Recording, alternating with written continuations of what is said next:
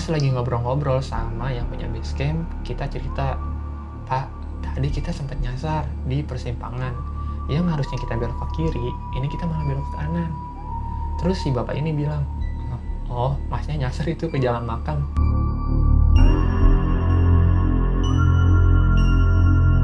Assalamualaikum warahmatullahi wabarakatuh. Balik lagi di channel saya, Bari Cukring. Nah, di video ini berbeda dengan video-video sebelumnya. Kali ini saya akan menceritakan kejadian mistis yang saya alami dalam pendakian. Dan untuk pertama kalinya, saya akan menceritakan kejadian mistis di Gunung Merbabu via Wekas. Oke, jadi waktu itu saya mendaki ke Gunung Merbabu sama dua teman saya, yaitu ada si Faiz sama si Bodong. Kita itu naik di hari weekday, kalau nggak salah itu di hari Selasa, dan di hari itu cuma ada dua kelompok pendaki yang naik, yaitu kelompok saya dan kelompok orang Tangerang. Nah, cuma kelompok orang Tangerang ini, dia itu udah trekking dari pagi, sedangkan kita ini baru trekking jam 3 sore. Singkat cerita, sampainya di camp area, pas maghrib, kita ketemu nih sama kelompok orang Tangerang ini. Kita ngobrol-ngobrol, dan tadinya tuh kita semua punya rencana mau submit bareng, cuma yang nggak jadi karena saya, Faiz, dan Bodong itu bangunnya pada kesiangan. Jam 8 pagi itu baru kita bangun. Pas kita jalan submit, kelompok orang Tangerang ini udah pada turun. Ya jadi tinggal kita bertiga aja nih di Gunung Merbabu via Wekas. Setelah submit selama 4 jam, akhirnya kita sampai di puncak Gunung Merbabu. Tepatnya itu di puncak Kenteng Songo, sekitar jam 12 siang.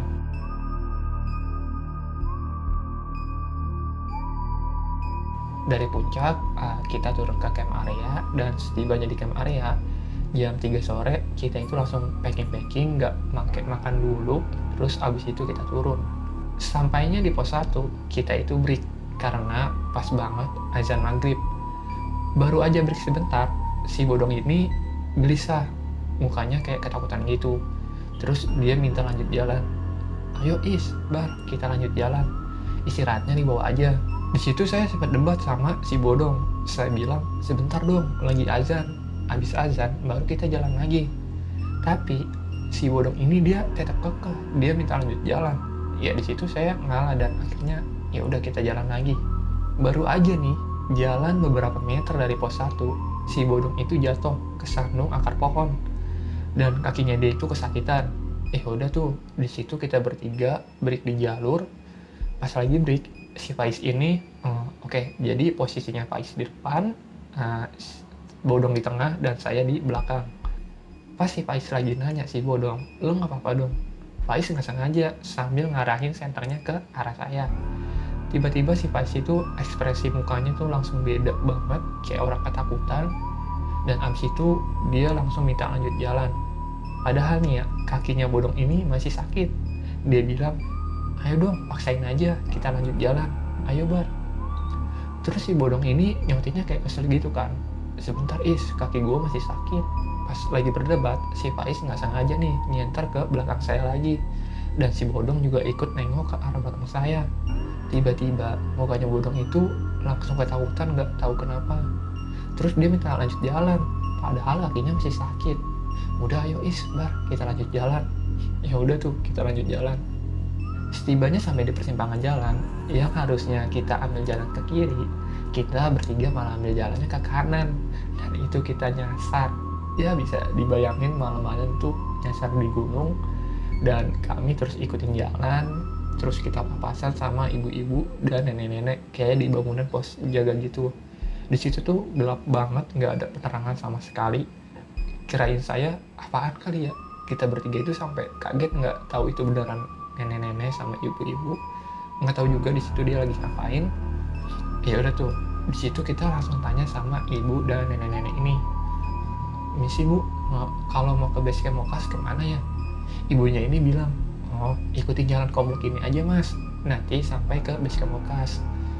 Ya udah tuh, kita ikutin jalan, dan akhirnya alhamdulillah kita sampai di base camp Wekas.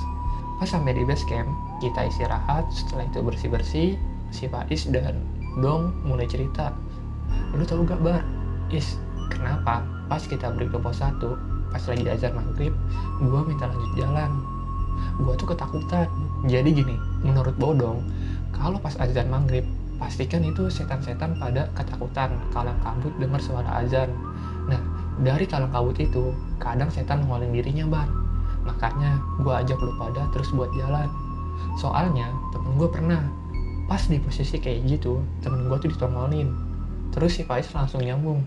Dia cerita, tadi pas Bodong jatuh, terus kan kita break. Dan gue nggak sengaja tuh nyenter ke arah lu, Bar. Gue ngeliat ada kuntilanak di belakang lu. Dan si Bodong tuh langsung nyautin, iya gue juga ngeliat, Bar. Makanya gue langsung minta lanjut jalan. Padahal kaki gue tuh masih sakit pas abis jatuh. Dan sebelum kita nyasar pas di persimpangan, gue ngeliat kayak ada yang terbang. Kayaknya sih emang kita diikuti nih dari pos 1, kata Faiz gitu. Dan gak lama yang punya basecamp datang nih. Kita udahan dong cerita misisnya di basecamp itu. Pas lagi ngobrol-ngobrol sama yang punya basecamp, kita cerita, Pak, tadi kita sempat nyasar di persimpangan. Yang harusnya kita belok ke kiri, ini kita malah belok ke kanan. Terus si bapak ini bilang, oh masnya nyasar itu ke jalan makan. Kita bertiga itu kayak langsung kaget, nggak nyangka aja gitu. Serius, Pak? Iya bener, Mas. Masnya nyasar ke jalan makan. Tapi sama aja tembusannya ke perkampungan warga juga, cuma lewatnya jalan makam aja. Bener-bener sih itu pertama kalinya saya ngerasain kejadian mistis di gunung sampai nyasar ke jalan makam. Dan untungnya di dalam pendakian ini si Faiz sama Bodong dia paham akan etika di gunung. Di saat dia ngeliat makhluk yang gak kasat mata, dia coba untuk diem gak cerita. Kalau cerita langsung yang ada kami semua pada ketakutan. Ya buat kalian, kalaupun kalian ngalamin kejadian mistis saat ngedaki bareng teman-teman, terus kalian gak tahan, kalian bisa cerita aja sama tim leader pendakian tersebut. Daripada nggak bisa nahan, terus jadi beban sendiri, ya saya saranin untuk cerita aja sama tim leader kalian. Syukur-syukur kalian bisa tenang dalam keadaan seperti itu. Ya, jangan lupa juga untuk selalu berdoa di dalam pendakian dan selalu patuhi aturan yang berlaku. Cukup sekian aja video cerita mistis kali ini. Jangan lupa buat kalian yang belum subscribe, silahkan subscribe. Jangan lupa di like juga, kasih komentar jika ada yang ingin dikomentari, dan bagikan video ini bila dirasa video ini bermanfaat buat kalian. Sekian dari saya, terima kasih.